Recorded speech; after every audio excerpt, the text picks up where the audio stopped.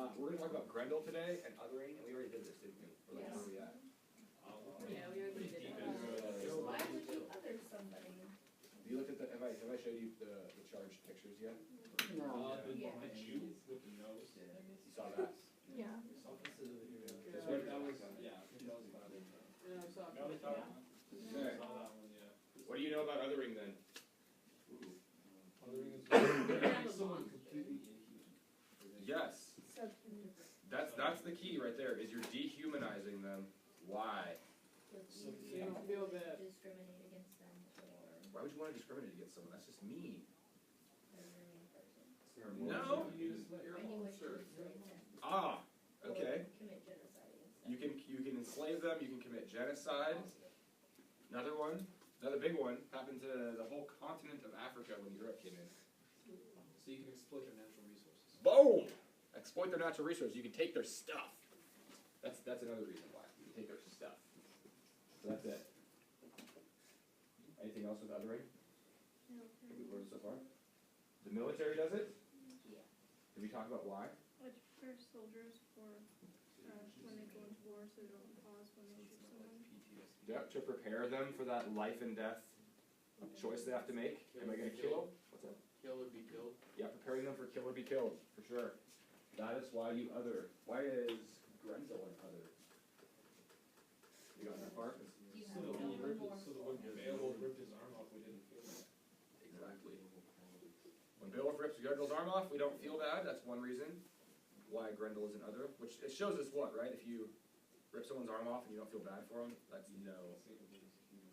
Yeah, you don't think it's human. Okay, but you could, like, if you did that to a dog, most of you said, like, you'd feel bad for the dog. Do you have anything, Hunter? He has no redeemable qualities. No redeemable qualities, yeah? He killed you for 12 years, every night. You could still, well, I'm gonna use the word pity, right? There's no pity for him at all. He has no sense of pity can be assigned to Grendel. You can't pity him, otherwise he's not an other. As soon as you start pitying someone, you're kind of thinking to yourself, like, I would hate for that to happen to me. And then this person is like me. And then it just keeps going, and it's this endless trail. So you end up, like, having, you know, like, pity, basically, for this thing. And then you can't just, like, hate them. They can't just be pure evil anymore, because you kind of see yourself in them, maybe. Yeah. Okay, let's keep going. Must have gotten farther than I thought. We've got this. Yeah. Hitler, other, did we see all these? Yeah. Okay.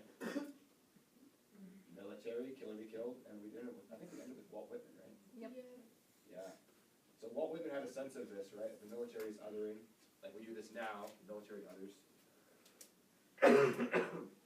Civil War, Walt Whitman writes, he's like, I have killed, or for my enemy is dead, a man divine as myself is dead. So he's recognizing that he has killed someone who has, and he's recognized that they're made in the image of God too. He has killed a human being just like himself, who's created in the image of God. In some ways, he's even recognizing that he's like defaced the image of God.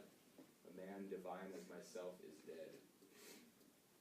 Whereas you compare that to what the U.S. military currently teaches their soldiers about the enemy in Afghanistan.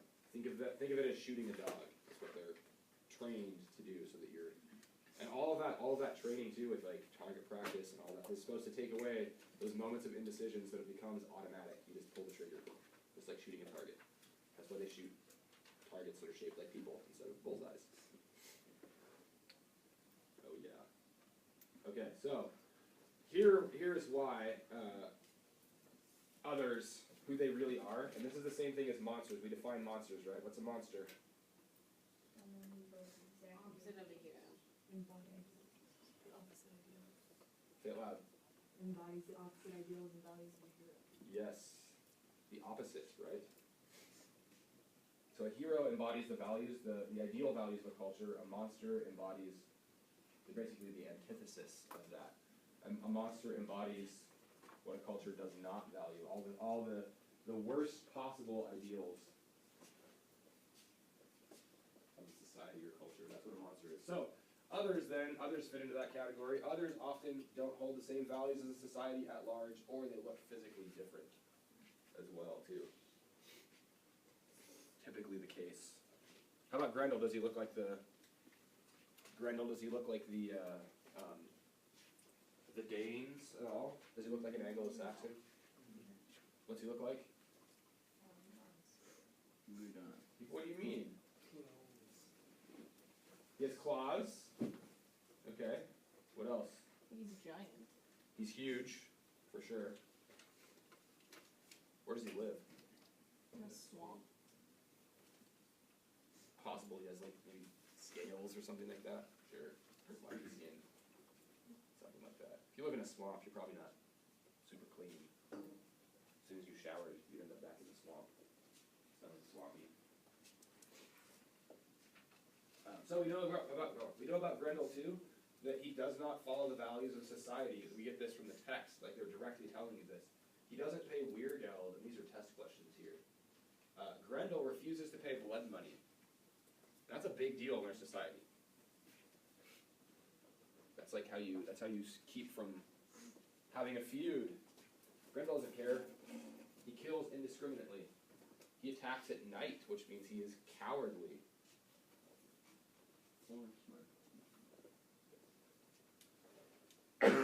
So that's interesting. What'd you say? I said it was smart. Yeah, right. And militaristically now, like guerrilla warfare, we have entire like sections of our military that do this. They attack at night. Black ops, special forces, and they roll in like rappel. They're all wearing black and they rappel from the helicopter in the middle of the night and like snatch people away from like Pakistan and stuff like that. We have no problem with that. Those guys are heroes. 2 American heroes. Previously, for the Anglo-Saxons, that would be like completely unacceptable because the goal is to win, not necessarily even the war. The goal is to win honor for yourself. So you wouldn't want to, if you were going to go, I don't know, like say even the operation that took down Osama bin Laden. They would never want to do that, right? They'd want to have like some kind of pitched battle where it's like totally fair and equal. Both sides know that they're going to fight, and then it's like, yes, we're going to just have a test of strength.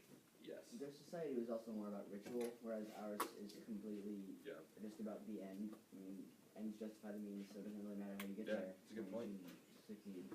When we see the Middle Ages too, you'll see this idea of chivalry that comes out, and that when you get into chivalry, this whole like cowardly thing, people would literally rather die. They would rather like die completely than appear to even be remotely cowardly. So knights are actually unable to retreat. Like you're not allowed to retreat.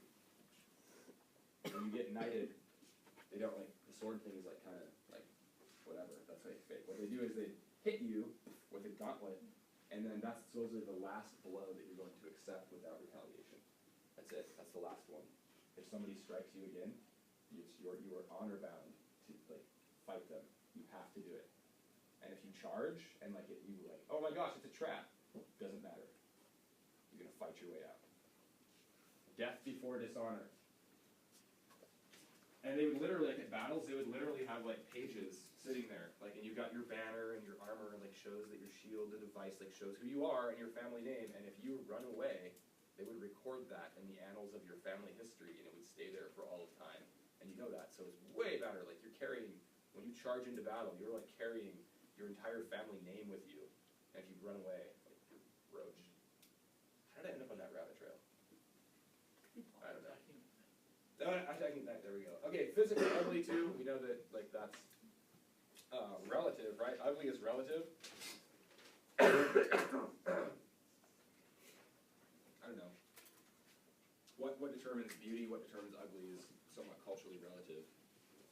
But so physically ugly to whatever group is othering, yes, then that person can look like different, which then translates into ugly.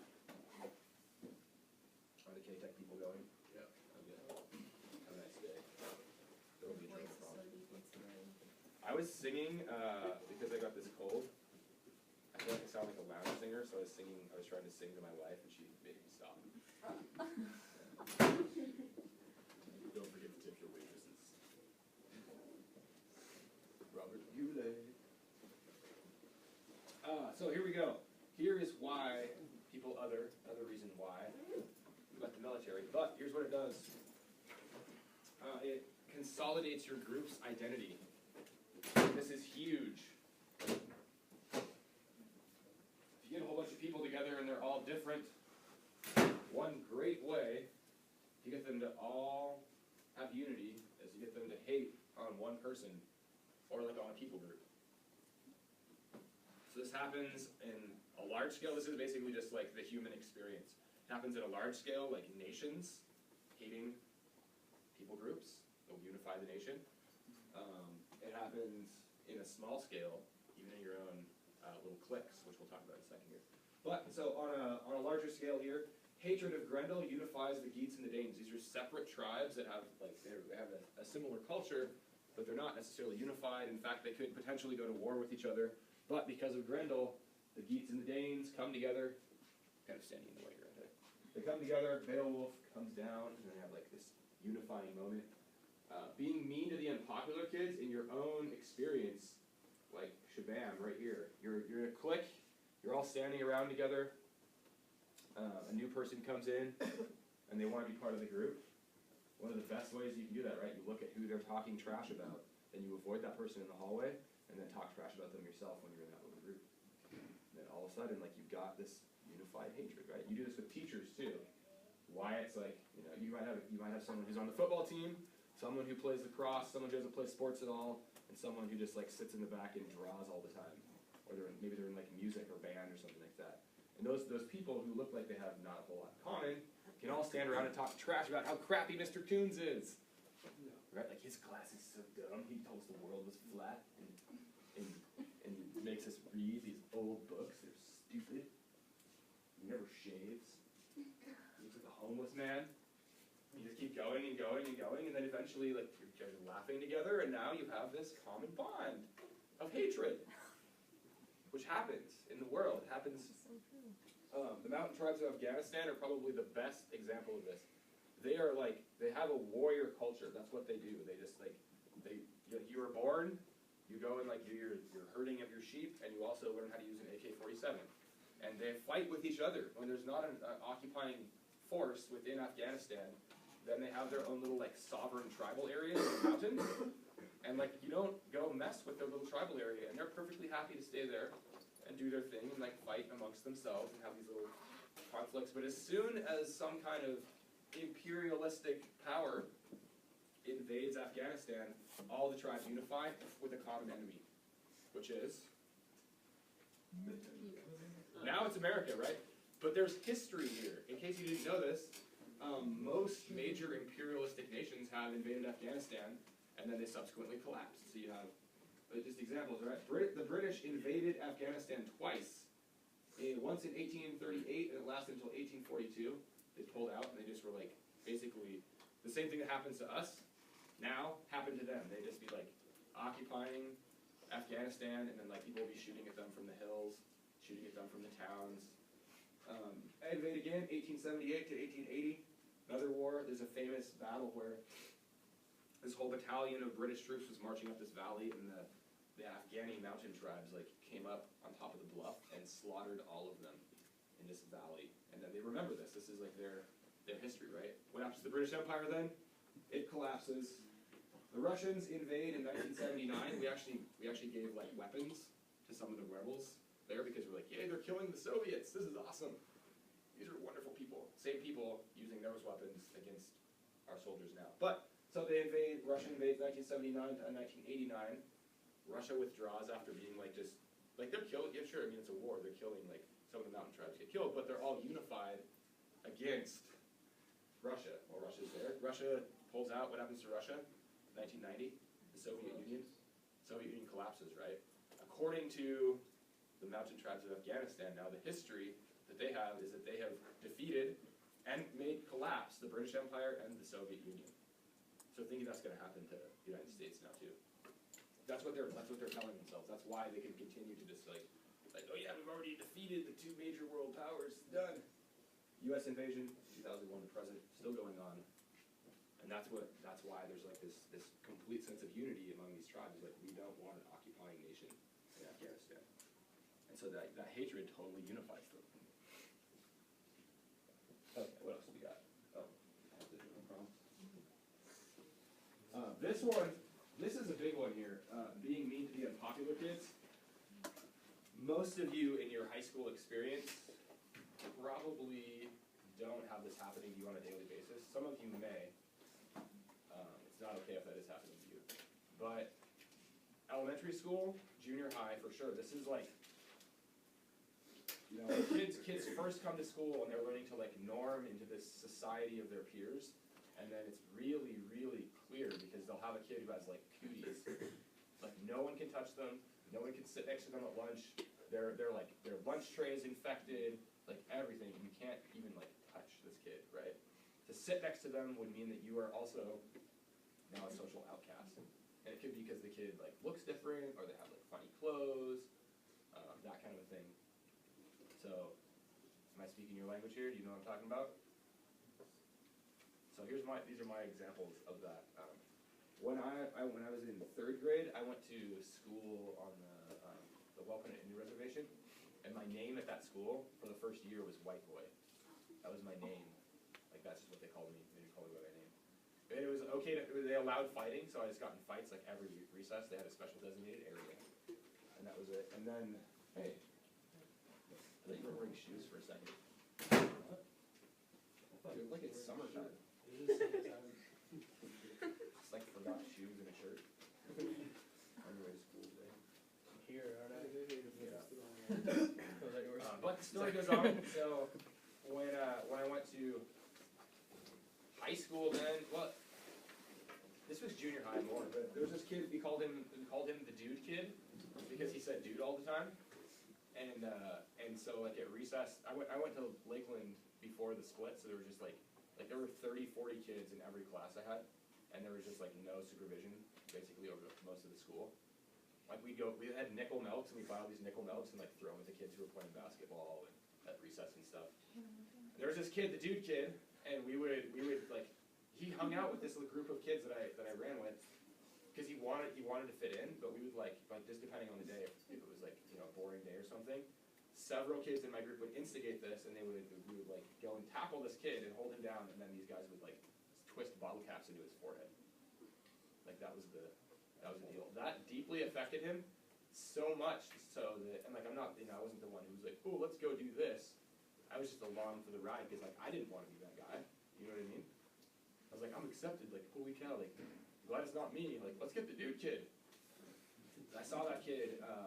He's not a kid anymore, but I saw him when I was in my mid-20s at a bar one night. I was just like out, I'm not like some kind of crazy barfly or something, but every once in a while I end up like going downtown with my friends, and so I see this guy there, and he's like, he spends the next hour trying to convince me that he's cool, and he's like an adult, like a grown man, and he's like has not gotten over junior high because that was done to him.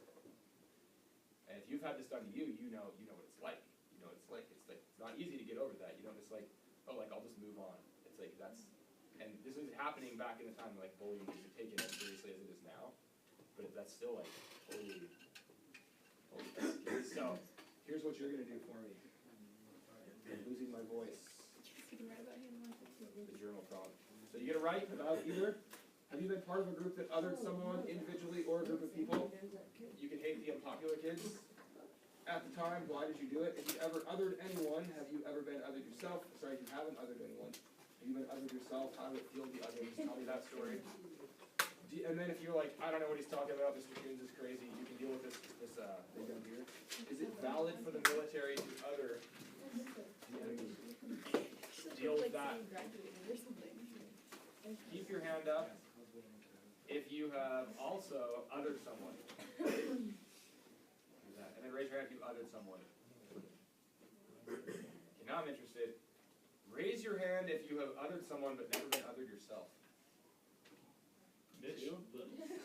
This is the rarest. You are the rarest bird right here. Except for the other one.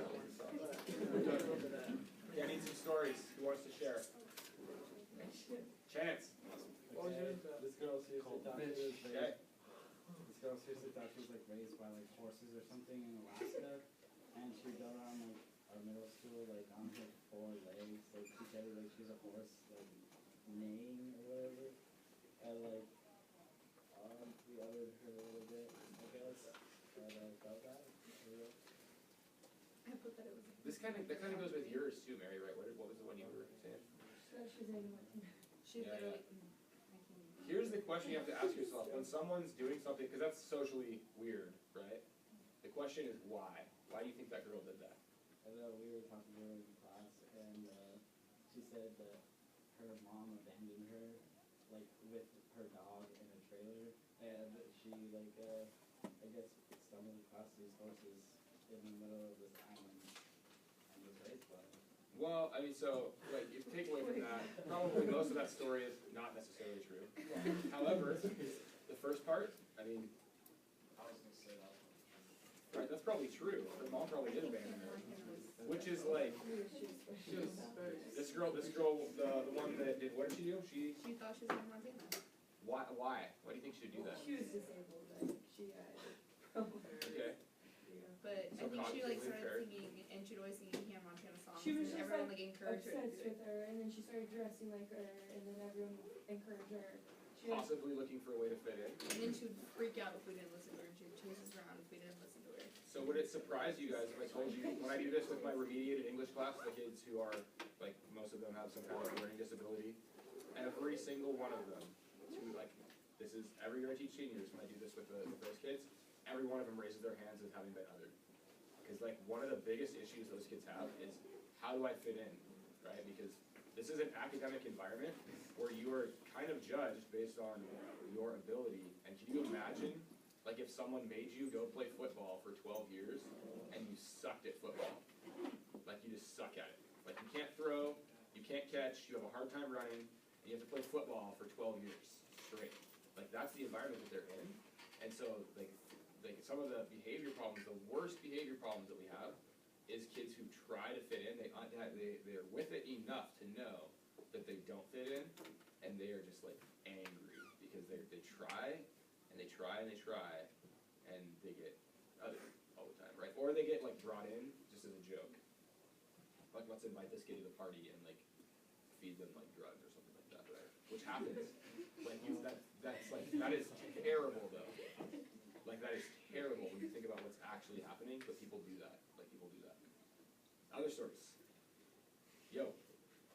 So, I was othered as a child because I was really fat. Dude. And people would ask me if I do the truffle shuffle, but I really didn't think it was that funny. And then they'd claim I'd shake the floors when I would jump up. And I remember getting pelted in the face with a Twinkie. And that, I don't know, like, that changed things for me because I ended up, like, working out a lot and stuff. And then, You don't seem like you're angry though. Is that like? no, I got over it. I was Yeah. angry at the time, you know, but. You guys know Brad Sontag? He's a special ed guy. Yeah, Brad Sontag. He was my. Good morning, teachers. Pardon the interruption. That thing. We have one announcement to make. Will the following students please come to the front office during your lunchtime to pick up a message? Mitchell Loisel, Sierra Kogad, Caleb Smith, and Cooper Herbie. Thank you. So, but now he's like, he like laughs at it all the time. But Yeah. he has like perfect. So Sontag he shared this in my basic class last year. He was overweight when he was young, and he basically just got like so angry that he started lifting weights, and he's like, I am never taking crap from somebody like that again. And he would fight somebody for like no reason. If he thought for an instant that they were like somehow degrading him, he actually got knifed once on an Indian reservation, because he just like fight people all the time. And he's since like realized that's not a great way to live your life, obviously, but that was his initial impetus behind him getting like, because he's huge, like He's a pretty fit guy. he thinks he's not strong anymore because he's not able to lift as hard as he used to. Wait, is it a teacher or? He's a teacher, yeah. Oh. Yeah. Anybody else? No. So in fourth grade, there was a boy whose name started with a C, and he was gold. And one time it was winter time, and it was probably like mid-January, and he didn't bring a coat, and he was cold. And water didn't change temperature as quickly as air did, the water was probably a lot warmer in the icy puddle. You're kidding me. That's terrible. And why did he probably not come with a coat? No, they have someone. Oh, wait. Wasn't he new? What? Who is it? new? It doesn't matter who it is. Wasn't that his like first year or second year? What He's about trying to Ryan? fit in with the group, and And he Wyatt's jumped like in a so, puddle? he loved Wyatt for some reason. Wyatt's Yeah. like, To this day, no he's the smartest kid there is. You Yeah, will- no, he's a genius. Oh, is this When he's building. Yeah. You will find that, I mean, kids will do anything to fit in. I mean, to feel like you're isolated from a social group So I love is like, that's not okay for a teenager. And kids will just think that they even know are dumb. Like, that you can convince some kid to like jump off a building or whatever, right? Like they'll do all kinds of crazy stuff. And often like, clothing is one thing that often like, you know, you can get other because of your clothes. And that's really hard because some kids just can't afford them, right? Like you can't afford to buy the clothes that like fit in. Because you gotta have like 9 pairs of $100 jeans to like really like rock the wardrobe, right? So it was Janko jeans when I was in junior high, that's what it was. These like massive pants that were like they fit like completely over your shoes. Huge pants. The bigger they were, the better. And I remember having that conversation with my mom. Like, you don't understand. You have to buy me size 40 pants. You have to. You cannot buy me like Lee jeans that actually fit my legs. It's not okay. I won't fit in.